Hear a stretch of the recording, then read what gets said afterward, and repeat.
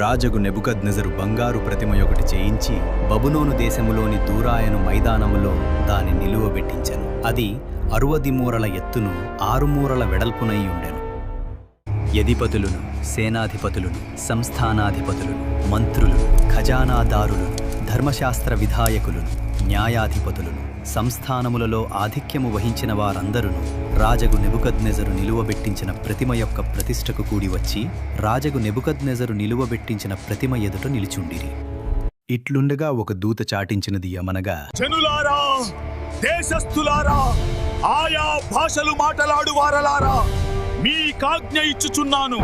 బాకా, పిల్లంగ్రోవి, పెద్ద వీణ, సింఫోనీయ వీణ, విపంచిక, సకల విధములకు వాద్యధ్వనులు మీకు వినబడినప్పుడు రాజగు నెబుకద్నెజరు నిలువబెట్టించిన బంగారు ప్రతిమ ఎదుట సాగిలపడి నమస్కరించుడి. సాగిలపడి నమస్కరింపని వాడెవడో వాడు మండుచున్న అగ్నిగుండములో తక్షణమే వేయబడును.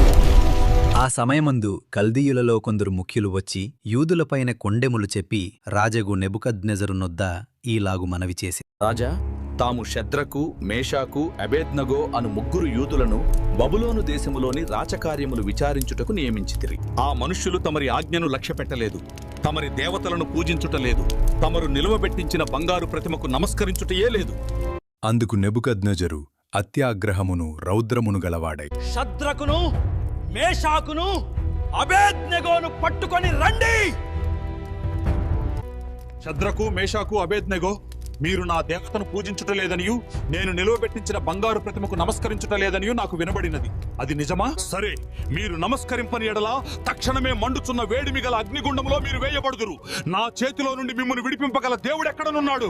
ఇందును గురించి నీకు ప్రత్యుత్తరం ఇయ్యవలనన్న చింత మాకు లేదు. మేము సేవించుచున్న దేవుడు మండుచున్న వేడిమి గల ఈ అగ్నిగుండములో నుండి మమ్మను తప్పించి రక్షించుటకు సమర్థుడు. మరియు నీ వశమున పడకుండా ఆయన మమ్మను రక్షించును. ఒకవేళ ఆయన రక్షింపకపోయినను, రాజా, నీ దేవతలను మేము పూజింపమనియు నీవు నిలువబెట్టించిన బంగారు ప్రతిమకు నమస్కరింపమనియు తెలుసుకొనుము.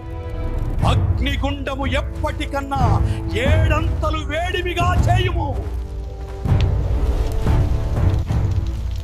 షద్రకును, మేషాకును, అబేద్నెగోను బంధించి వేడిమి కలిగి మండుచున్న ఆ గుండములో వేయండి.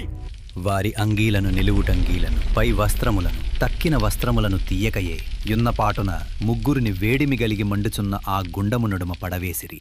రాజగు నెబుకద్నెజరు ఆశ్చర్యపడి తీవ్రముగా లేచి, 4 మనుష్యులు బంధకము లేక అగ్నిలో సంచరించుట చూచుచున్నాను. వారికి హాని ఏమీ కలుగలేదు. 4వ వాని రూపము దేవతల రూపమును పోలినది.